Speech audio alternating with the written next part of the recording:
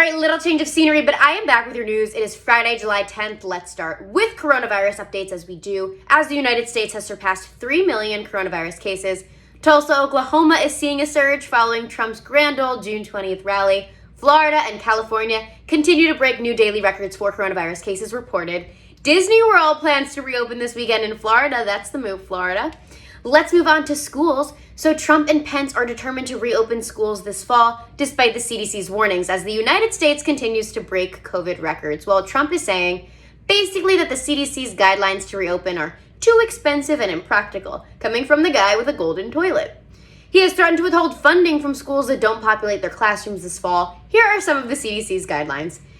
Face masks for staff, lunch in classrooms, staggered arrival times, temperature screenings, desks positioned at least 6 feet apart. This doesn't sound too unreasonable to me. Maybe remote learning would have worked better if kids stayed off TikTok. Anyway, New York schools' decision will come in August, says Cuomo. All right, on today's segment of What Are You Hiding, Donnie? We all know Donnie has been super reluctant to release any sort of financial information, including tax documents. Well, the Supreme Court ruled yesterday basically that presidents don't have absolute immunity from releasing their financial documents, but will we see these tax returns before the November election?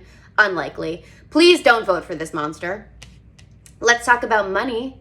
So people are talking about a second round of stimulus checks as the extra $600 a week of unemployment is expiring soon. We won't know any details about this until the Senate resumes on July 20th. However, it does look like if this gets passed, it will only apply to a smaller group of individuals than the first round of stimulus checks. The only reason Trump and McConnell are behind this now is because it's less money for the federal government to do than to continue the extra $600 a week of unemployment. So they're not actually the good guys. Don't fall for it.